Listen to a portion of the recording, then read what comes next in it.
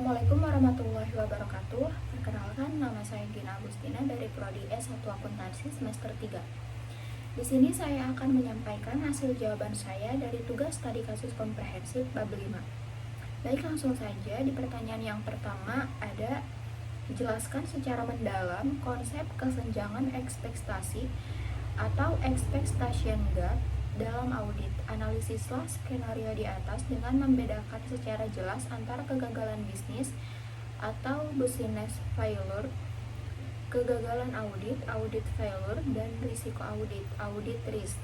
Mengapa tuntutan investor dalam kasus ini kemungkinan besar muncul dari kesenjangan ekspektasi dan bukan atau belum tentu dari kegagalan audit? Jawabannya, karena kesenjangan ekspektasi atau expectation gap itu muncul karena adanya perbedaan antara apa yang masyarakat pikir jadi tanggung jawab auditor dengan sebenarnya. Banyak orang yang menganggap opini wajar tanpa pengecualian berarti perusahaan pasti sehat. Padahal tugas auditor cuma menilai kewajiban laporan keuangan, bukan kondisi bisnisnya. Kasus PT Tambang Makmur ini contohnya perusahaan rugi karena faktor ekonomi, bukan karena auditnya salah. Jadi itu kegagalan bisnis, bukan kegagalan audit. Investor menuntut karena salah paham dan disitulah yang disebut expectation gap. Pertanyaan yang kedua yaitu definisikan 4 tingkatan kegagalan auditor dalam memenuhi kewajiban profesionalnya. Kelalaian biasa, kelalaian berat, penipuan konstruktif, dan penipuan fraud. Berdasarkan definisi tersebut, klarifikasikan tindakan auditor senior dalam skenario di atas dan berikan justifikasi yang kuat atas klasifikasi Anda. Mengapa perbedaan antara kelalaian biasa dan kelalaian berat sangat penting dalam menentukan tanggung jawab hukum auditor? Jawabannya, ada 4 tingkat kesalahan audit, yaitu kelalaian bisnis, yang artinya kurang hati-hati tapi tidak disengaja. Yang kedua, ada kelalaian berat, yang artinya ketika auditor tahu prosedur tapi tetap diabaikan. Yang ketiga, ada penipuan konstruktif, yaitu menyesatkan walau tanpa niat jahat.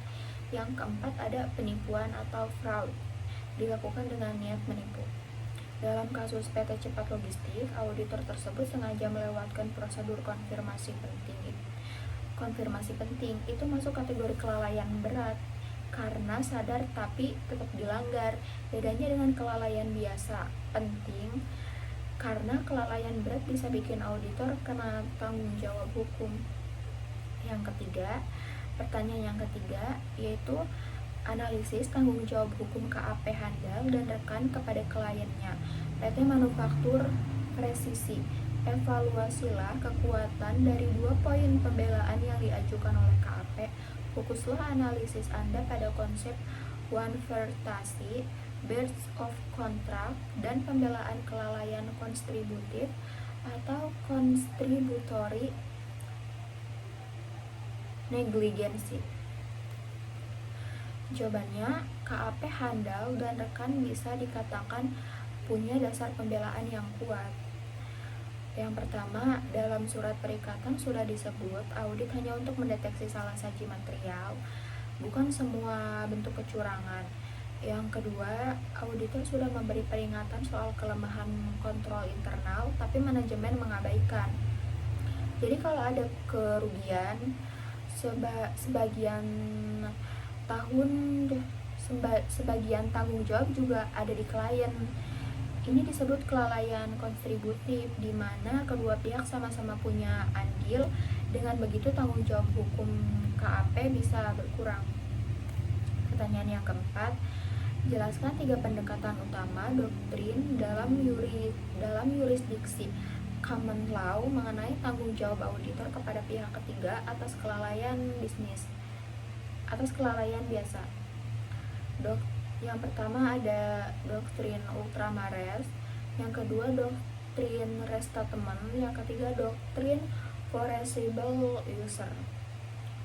Terapkan ketiga doktrin ini pada skenario di atas. Bagaimana hasil tuntutan sindikasi perbankan terhadap KAP Tulus kemungkinan akan berbeda di bawah masing-masing doktrin. Doktrin mana yang Anda anggap paling relevan atau adil dalam konteks ini? Jawabannya ada 3 doktrin utama soal tanggung jawab auditor pada pihak ketiga.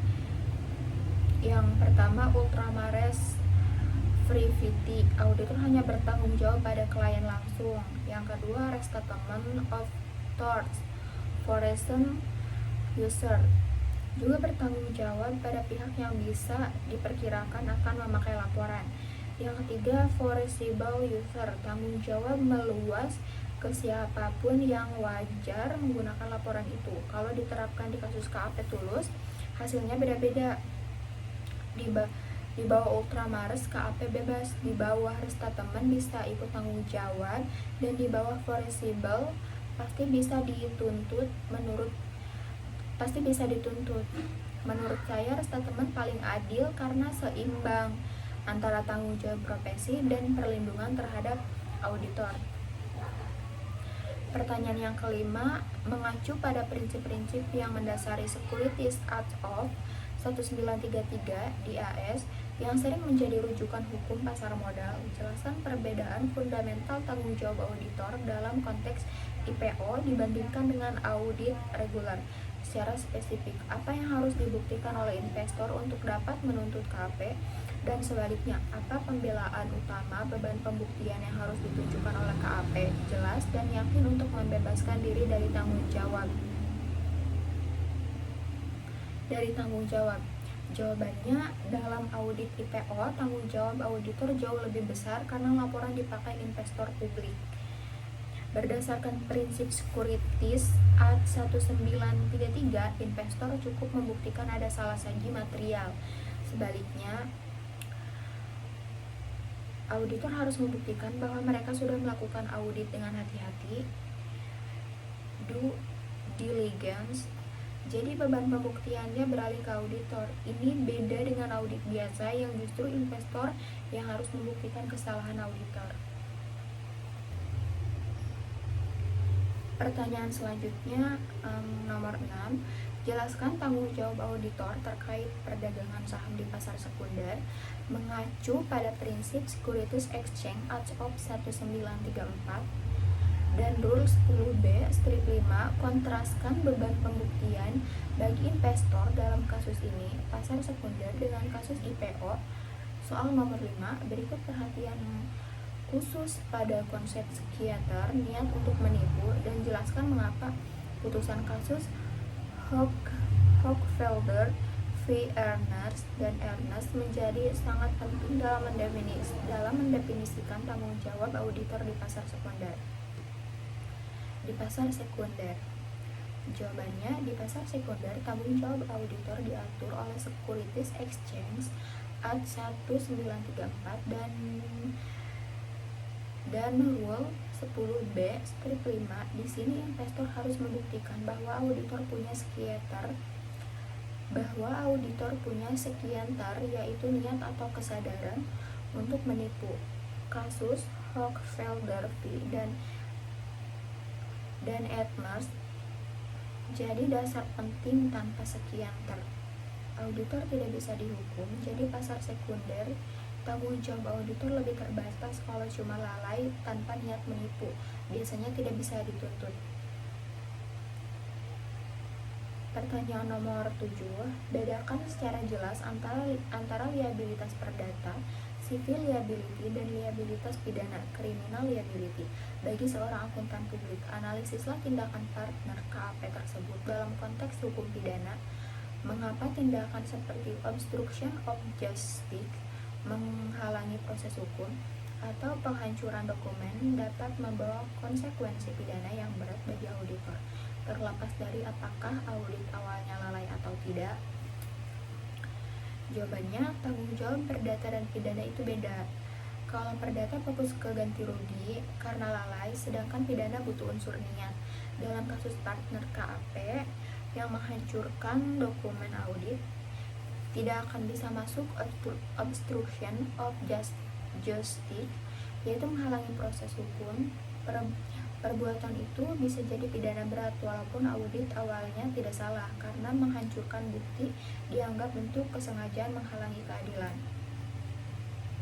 Pertanyaan nomor 8, jelaskan dan evaluasilah berbagai langkah atau respon kolektif yang dapat diambil oleh organisasi profesi seperti IAPI dan regulator seperti OJK dan P3K untuk mengelola dan mengurangi risiko litigasi yang dihadapi akuntan publik sekaligus melindungi kepentingan publik. Jawabannya, supaya risiko tuntunan hukum terhadap auditor berkurang, profesi dan regulator harus kerja bareng. Langkahnya bisa seperti di bawah ini, yaitu memperkuat pengawasan mutu audit. Yang kedua, mengadakan pelatihan etika dan tanggung jawab profesional secara rutin. Yang ketiga, menyusun pedoman perlindungan hukum bagi auditor. Yang keempat, mendorong transparansi dan disiplin profesional. Dengan cara ini, kepercayaan publik tetap terjaga, tapi auditor juga terlindungi dari tuntutan yang berlebihan. Dan yang terakhir, foreseeable user. Dalam kasus ini, KAP tidak tahu laporan akan dipakai ke KSP. Tanggung jawabnya kecil tapi tetap bisa disalahkan kalau terbukti lalai dan laporan dibuat tanpa kehati-hatian. Terima kasih. Wassalamualaikum warahmatullahi wabarakatuh. Pertanyaan yang terakhir, nomor 10, analisislah potensi tanggung jawab hukum KAP cermat kepada dua pihak. 1. Kepada klien PT Resto Enak, apakah KAP cermat dapat dituntut oleh kliennya meskipun ini bukan perikatan audit? Gunakan prinsip dari kasus seperti 1136 Ternantes Court v. Max Rothenberg. Yang kedua, kepada pihak ketiga, KSP maju bersama, apakah KAP cermat dapat dituntut oleh KSP atas dasar kelalaian meskipun KAP tidak tahu KSP akan menggunakan laporan tersebut? Gunakan doktrin liabilitas pihak ketiga. Jawabannya, tanggung jawab kepada klien PT Resto Enak. Walaupun cuma kompilasi, KAP tetap punya tanggung jawab profesional. Harusnya mereka tidak cuek waktu tahu kas sering tidak seimbang dan faktur hilang. Mengabaikan hal itu bisa dibilang kelalaian profesional karena tidak hati-hati dan melanggar etika kerja. Jadi KAP bisa saja dituntut klien karena tidak melakukan tugas dengan benar. Yang kedua, tanggung jawab kepada pihak ketiga, KSP maju bersama. Kalau dilihat dari 3 doktrin, yaitu Ultramares, KAP tidak bertanggung jawab karena tidak ada hubungan langsung. Resta teman bisa tanggung jawab kalau wajar laporan itu dipakai pihak lain. Pertanyaan nomor 9, rancanglah sebuah program atau kerangka kerja praktis yang terdiri dari 4 pilar utama yang harus diterapkan oleh KAP Anda untuk meminimalkan liabilitas hukum. Jelaskan setiap pilar secara rinci dan berikan contoh tindakan spesifik di bawah masing-masing pilar. Contoh pilar manajemen penerimaan klien, pengendalian mutu perikatan, dan lain-lain. Jawabannya, kalau saya jadi partner di KAP, saya akan menerapkan 4 pilar penting yang tertera yaitu yang tertera sebagai berikut.